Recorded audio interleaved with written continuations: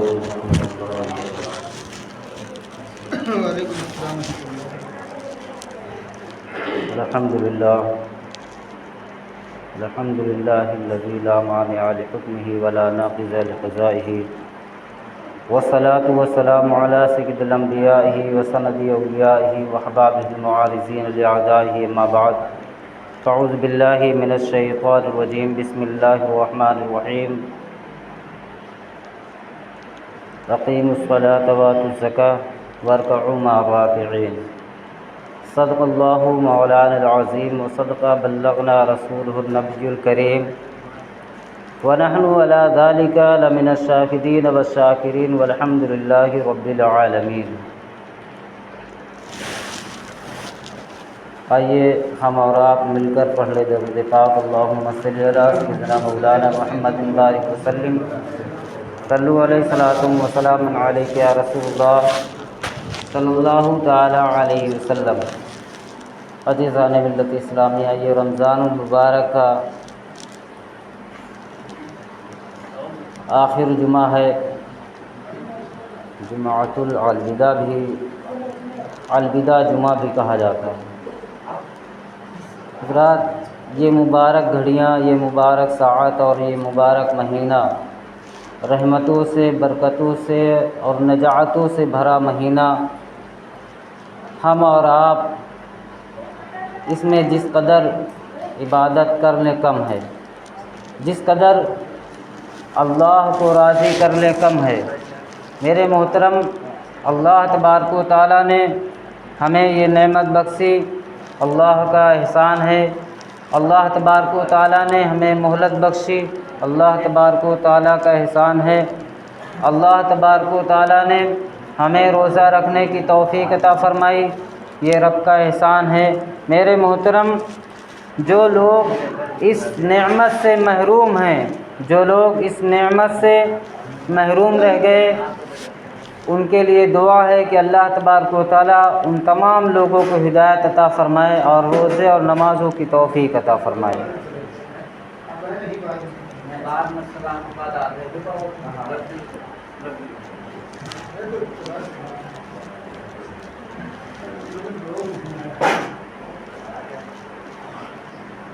درود پاک پڑھے اللہم صلی علی سیدنا مولانا محمد بارک وسلم صلو علیہ الصلوۃ والسلام علیک یا رسول اللہ صلی اللہ تعالی علیہ وسلم۔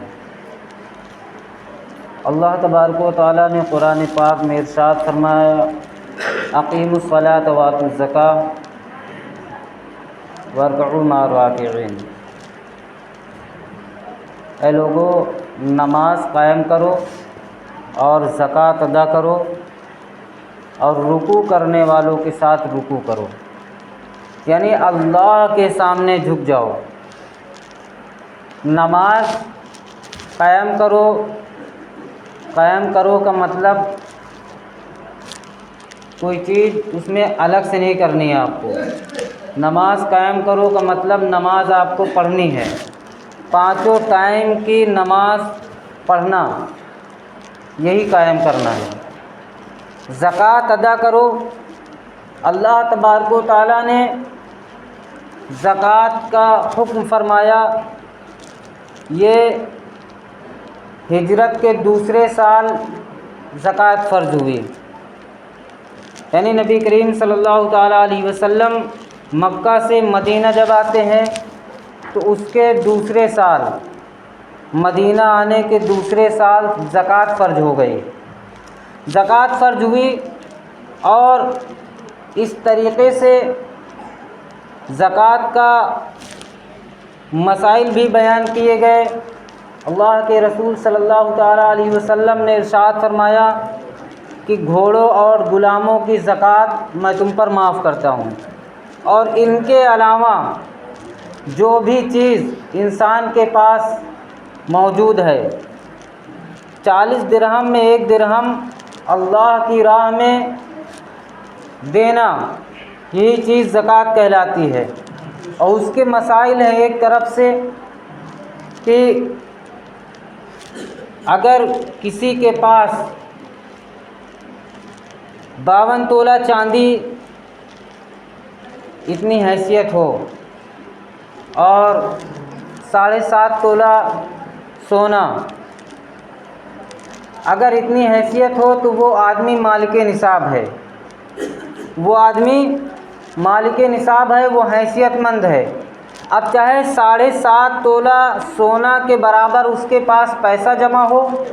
چاہے 52 تولہ کے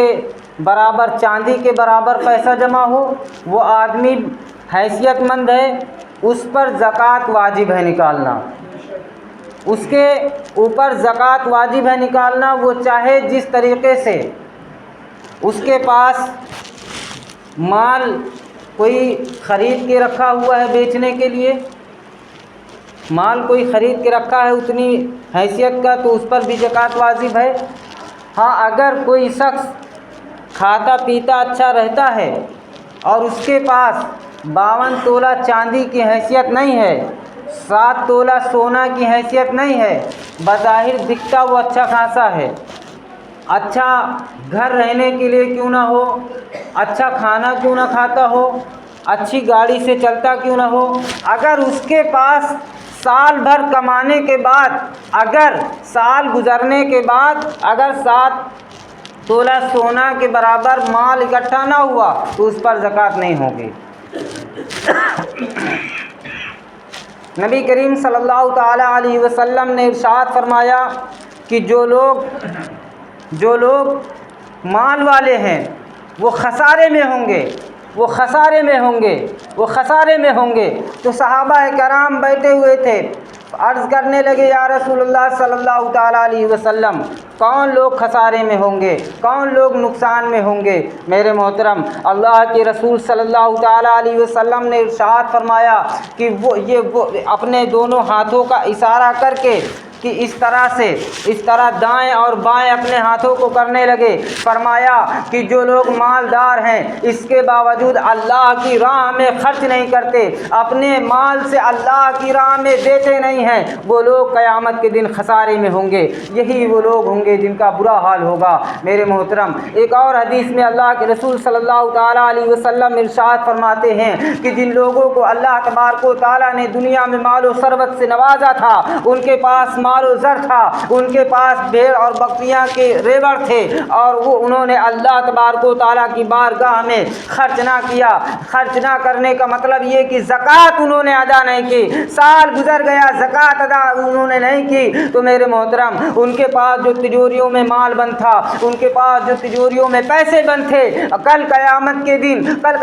کے دن وہ مال، ان کا پیسہ گنجے صاحب کی شکل میں آئے گا اور ان کی گردن میں سوار ہو جائے گا۔ گردن میں جب سوار ہو جائے گا، وہ آدمی اپنے ہاتھ کے اشارے سے اسے دور کرے گا، وہ دور کرے گا اور وہ سامنے سے آ کے اسے تکلیف پہنچائے گا۔ تو میرے محترم بزرگوں اور دوستو، وہ سانپ پھر انسانی آواز میں کہے گا کہ آج تو مجھے دور کر رہا ہے، آج تو مجھ سے بچ رہا ہے، کل تو تو مجھے سنبھال کر رکھتا تھا، کل تو مجھے سنوار کے رکھتا تھا۔ میرے محترم بزرگوں اور دوستو، اس بات پر غور کرو، اللہ کے رسول صلی اللہ تعالیٰ علیہ وسلم نے ارشاد فرمایا کہ وہ سانپ اس کو تکلیف اس وقت تک پہنچاتا رہے گا کہ جب تک کہ جنتیوں کو جنت نہ بھیج دیا جائے، دوزخیوں کو دوزخ نہ بھیج دیا جائے۔ اور جن لوگوں کے پاس بکریاں تھیں، جن لوگوں کے پاس اونٹ تھے اور انہوں نے زکوٰۃ نہیں نکالی، جانور تھے، میرے محترم بزرگوں اور دوستو، رسول اللہ صلی اللہ تعالیٰ علیہ وسلم ارشاد فرماتے ہیں کہ ان کے جانور انہیں کھروں سے روندیں گے، کھروں سے یعنی پیروں سے روندیں گے اور سینگوں سے ماریں گے۔ فرماتے اے رسول اللہ صلی اللہ تعالیٰ علیہ وسلم کہ ان کے جو جانور ہوں گے ان کو رونتے ہوئے جائیں گے، اور جب سارے جانور نکل جائیں گے تو پھر پہلے والے آ کر پھر روندیں گے۔ میرے محترم، اسی طریقے سے اس کے ساتھ معاملہ ہوتا رہے گا جب تک کہ دوزخیوں کو دوزخ نہ بھیج دیا جائے اور جنتیوں کو جنت نہ بھیج دیا جائے۔ میرے محترم، اللہ کے رسول صلی اللہ تعالیٰ علیہ وسلم فرماتے ہیں کہ جب مومن کے پاس سال بھر کھانے کمانے کے بعد جو اس کے پاس مال بچے تو اسے چاہیے کہ اللہ تبارک و تعالیٰ کی بارگاہ میں 40 درہم میں 1 درہم، وہ اللہ کی راہ میں نکال دے، اسی بات کو زکوٰۃ کہا جاتا ہے۔ اللہ کی راہ میں نکال دے، دین کے فلاحی کام کو انجام دیا جا سکے۔ میں اپنی طرف سے نہیں کہہ رہا ہوں، یہ حدیث ہے، اللہ کے رسول نے فرمایا کہ ان پیسوں سے دین کے فلاحی کام انجام دیے جا سکے، کسی غریب کی مدد کی جا سکے، کسی لاچار انسان کی دلجوئی کی جا سکے، کوئی لاوارث انسان کے کام آ سکے، وہ پیسے اسی لیے نکالے جاتے ہیں کہ رسول اللہ صلی اللہ تعالیٰ علیہ وسلم نے معاذ بن جبل رضی اللہ تعالیٰ عنہ کو جب یمن کا گورنر بنا کے بھیجا تو انہیں فرمایا تھا کہ لوگوں کو پہلے اس بات پر آمادہ کرنا، انہیں اس بات کے لیے بتانا کہ اللہ ایک ہے، اللہ تبارک و تعالیٰ کے علاوہ کسی کو شریک نہ ٹھہراؤ، اللہ کے ساتھ کسی کو شریک نہ ٹھہرانا۔ جب اس بات کو وہ لوگ مان لیں تو ان سے کہنا کہ 5 ٹائم کی وہ نماز قائم کریں۔ جب وہ 5 ٹائم کی نماز مان لے تو پھر ان سے بتانا کہ سال گزرنے کے بعد جو تمہارے پاس مال ہے، اللہ تبارک و تعالیٰ نے تم پر اس پر زکوٰۃ لاگو کی ہے، زکوٰۃ واجب کی ہے۔ تو میرے محترم، اور ان کو بتانا کہ جو یہ زکوٰۃ ہے کیا، کہ زکوٰۃ یہ ہے کہ تمہارے امیروں سے لے کر کے تمہارے غریبوں میں ہی تقسیم کر دیا جائے گا۔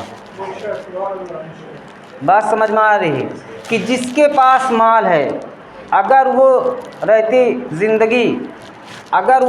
زندگی اس مال کی زکوٰۃ نہیں ادا کرے گا تو آپ سوچو کہ انجام کس قدر اس کا خطرناک ہوگا۔ یہ آخری حدیث میں آپ کو سمجھ میں آ جائے گا۔ اس حدیث کو سنا کے میں جمعہ کا وقت ہو رہا ہے۔ درود پاک پڑھیں، اللہم صلی علی سیدنا مولانا محمد بارک وسلم، صلو علیہ صلاۃ و سلام علیک یا رسول اللہ صلی اللہ تعالیٰ علیہ وسلم۔ صحابہ کرام رضی اللہ تعالیٰ عنہ کا مجمع تھا، اور ایک صحابی رسول بروایت اختلاف یہ نام بتایا جاتا ہے، تفسیر کبیر اور تفسیر ابن کثیر یہ نقل کیا ہے حدیث۔ فرماتے ہیں کہ صحابہ کرام تشریف فرما تھے اور ایک صحابی رسول صلی اللہ تعالیٰ علیہ وسلم اتنے میں حاضر ہوئے، اور وہ آئے، کہنے لگے یا رسول اللہ صلی اللہ تعالیٰ علیہ وسلم، میرے پاس بہت غریبی ہے، میرے لیے دعا کریں، میرے پاس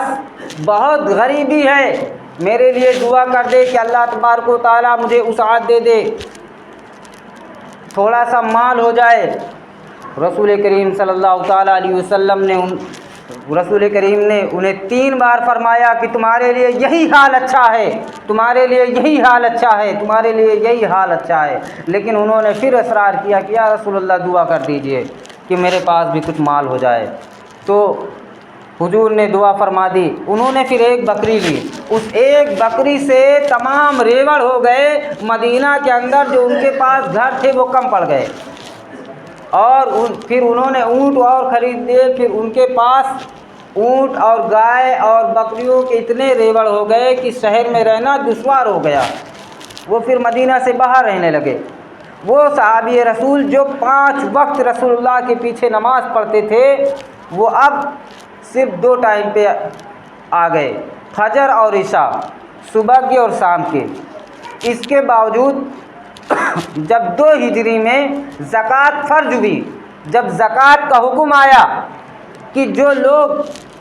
مومن ہیں ان کو بتا دو کہ جو انہوں نے کما کے رکھا ہے، سال گزر جانے کے بعد اپنے روپیوں پیسوں میں سے اللہ کی بارگاہ میں خرچ کریں، تو حضور صلی اللہ تعالیٰ علیہ وسلم نے ایک صحابی کو بھیجا اور کہا کہ جاؤ، اس کے پاس بھی بڑا مال ہے، اور اس کو بتا دو جا کے کہ اللہ تبارک و تعالیٰ نے تم پر زکوٰۃ واجب کی ہے، اور رسول اللہ صلی اللہ تعالیٰ علیہ وسلم نے زکوٰۃ کو وصول کرنے کے لیے بھیجا ہے، زکوٰۃ لینے کے لیے بھیجا ہے۔ اور میرے محترم، اس بات سے سمجھو کہ جب پیسہ آ جاتا ہے تو انسان کے من میں لالچ بھی آ جاتی ہے۔ کسی کو پتہ چل جائے کہ ہمارے 10 لاکھ میں سے 25,000 مجھے زکوٰۃ کے لیے نکالنا ہے، تو میرے محترم بزرگوں اور دوستو، اللہ نے جو کچھ ہمیں دیا ہے تو اس کی راہ میں خرچ کرنے کے لیے نہیں سوچنا چاہیے۔ صحابی رسول صلی اللہ تعالیٰ علیہ وسلم جب زکوٰۃ لینے کے لیے پہنچے کہ رسول اللہ نے مجھے زکوٰۃ وصول کرنے کے لیے بھیجا ہے، تو وہ پھر مال کا حساب لگا کے کہ 23 بکریوں میں مجھے 1 بکری دینی پڑے گی، 5 اونٹوں میں پھر 1 بکری دینی پڑے گی، 40 اونٹوں میں مجھے 1 سال کی اونٹنی دینی پڑے گی۔ یہ تمام حساب لگانے کے بعد من ہی من میں خوف زدہ ہو گئے اور وہ کہنے لگے کہ تم جاؤ، اچھا میں خود آتا ہوں رسول اللہ سے ملاقات کرنے کے لیے۔ ہلا حوالہ لگا دیا کہ آج نہیں ہے، کل لے لینا، ایسے لے لینا، پرسوں لے لینا۔ اور جیسے ہی یہ ہلا بہانہ کیا تو پھر وہ صحابی رسول اللہ کی بارگاہ میں واپس آئے اور کہنے لگے یا رسول اللہ، وہ مال دیکھ کے لالچ میں آ گیا، وہ کہہ رہا ہے کہ میں کل آؤں گا، پرسوں آؤں گا۔ تو رسول کریم صلی اللہ تعالیٰ علیہ وسلم خاموش رہے۔ پھر اس کے چند دنوں بعد جب وہ صحابی رسول اپنے مال کی زکوٰۃ دینے آئے، بہت دنوں کے بعد اپنے بہت سارے مال کی تھوڑی سی زکوٰۃ لے کر کے آئے، تو رسول اللہ صلی اللہ تعالیٰ علیہ وسلم نے انہیں منع فرما دیا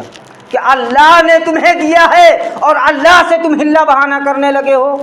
اللہ نے دیا اور اسی کے لیے تم ہلا بہانہ کرنے لگے۔ میرے محترم، رسول اللہ نے واپس فرما دیا۔ اب دیکھو وہ مال ان کو نہ دنیا میں کام آیا نہ آخرت میں کام آیا۔ رسول اللہ صلی اللہ تعالیٰ علیہ وسلم کے انتقال یعنی پردہ کرنے کے بعد، رسول کریم کے پردہ کرنے کے بعد جب حضرت ابو بکر رضی اللہ تعالیٰ عنہ خلیفہ بنے تو ان کے پاس زکوٰۃ لے کے وہ آئے، تو حضرت ابو بکر نے بھی انکار کر دیا۔ کیا کہا کہ جب رسول اللہ نے نہیں کیا تو میں کیسے کر سکتا ہوں، واپس چلے گئے۔ پھر حضرت عمر رضی اللہ تعالیٰ عنہ کے پاس وہ زکوٰۃ اپنی لے کے آئے تو انہوں نے فرمایا کہ جب اللہ نے نہیں قبول کیا، رسول اللہ نے نہیں قبول کیا، ابو بکر نے نہیں قبول کیا، تو کیسے لگتا ہے تم کو کہ عمر قبول کر لے گا؟ اور کہا کہ دوبارہ میرے پاس نہ آنا، نہیں تو میں تلوار سے تیری گردن مار دوں گا۔ اور میرے محترم، وہ زکوٰۃ کا مال لے کے واپس جا رہے ہیں، ان کا برا حال ہے، اور پھر انہیں اپنی مالوں میں جنگل میں جو ہے اپنا سر پیٹتے رہ گئے، اپنے بالوں کو نوچتے تھے، کبھی اپنے سر کو کسی پیڑ میں پٹک دیتے تھے۔ میرے محترم، اسی حال پہ ان کا انتقال ہو گیا۔ نہ تو ان کا مال دنیا میں ان کو کام آیا، نہ پھر وہ آخرت میں کام آئے گا۔ تو میرے محترم، ہم اور آپ، یہ غمخواری کا مہینہ ہے، اور اللہ تبارک و تعالیٰ نے جتنی جس کی توفیق دی ہے اپنے مال کی، ہم سب مل کے اپنے اپنے مال کا احاطہ کریں، یعنی اس کے ایک وہ لگائیں کہ ہمارے پاس کتنا مال ہے، اور اس مال کا مطلب پیسہ، سمجھ رہے ہیں نا؟